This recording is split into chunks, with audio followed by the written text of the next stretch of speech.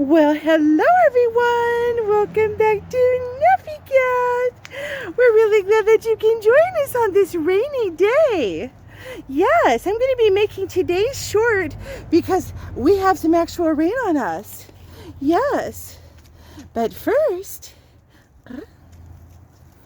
I don't think he's going to be interested in what I was hoping.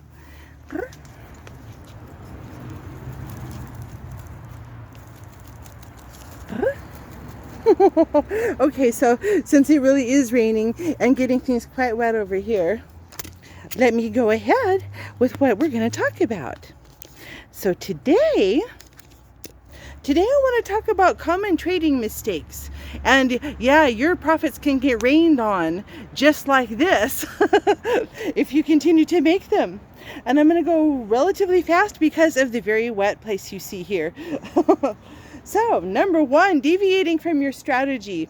It is very important for you to develop a simple strategy and something that you know that works for you, including having had it back tested and knowing that it will work, at least most of the time, and that you'll have regular profits from it. Number two, buying high and then panic selling low. That is not something that you want to do. You want to buy low and sell high instead. And this goes with number three, if you let FOMO or FUD affect your decision. So FOMO, the fear of missing out, where you would buy in when it's too high, or FUD, fear, uncertainty, and doubt, when you would sell out too low. That can make you lose money very, very quickly. Number four, no risk management or very little risk management. That's a big one that used to get me. And so you need to, before you go into a trade at all, you decide things like, when am I going to sell off? You know, what dollar amount am I willing to lose total? You think all that through and you pre-plan it before you get into it.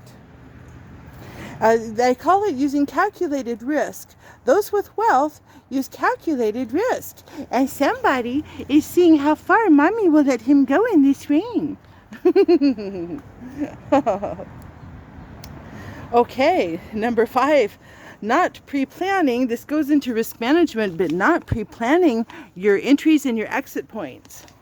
That can cost you. Ideally, you're wanting these types of ranges, the all-time lows, or lows at least, and then you want to exit at highs, and you need to pre-plan that, and you need to pre-plan that for both directions.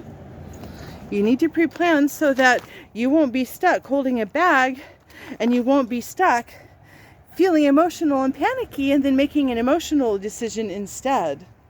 Number six, this is a big one we've mentioned before, but not diversifying your portfolio, and that also includes buying within different sectors, and by that I mean different areas of business such as tech or commodities or bonds or just even S&P ET businesses, some of the high value ones perhaps that are parts of the S&P 500.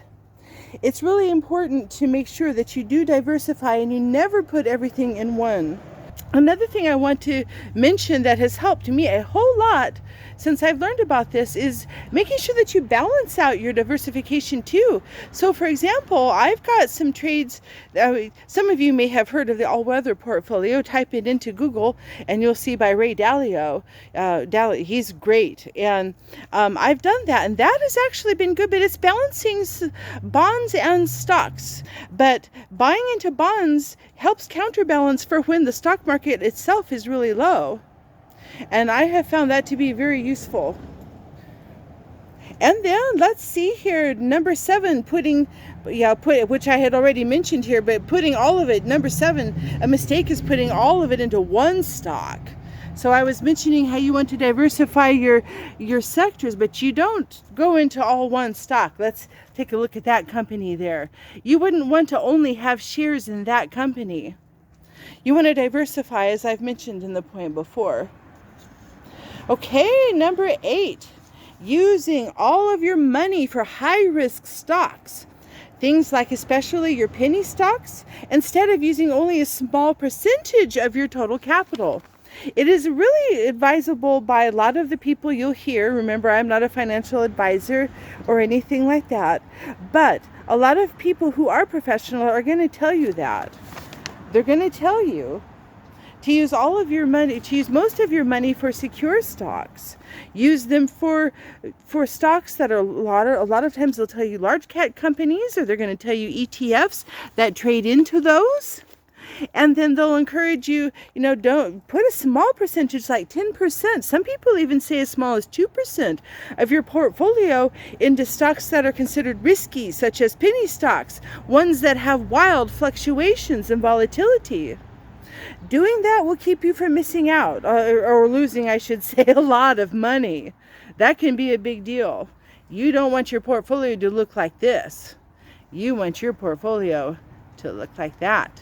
And have some tendies there. Well, you guys, thank you so much for bearing with me through the rain. And it's been wonderful to share this time with you and this information.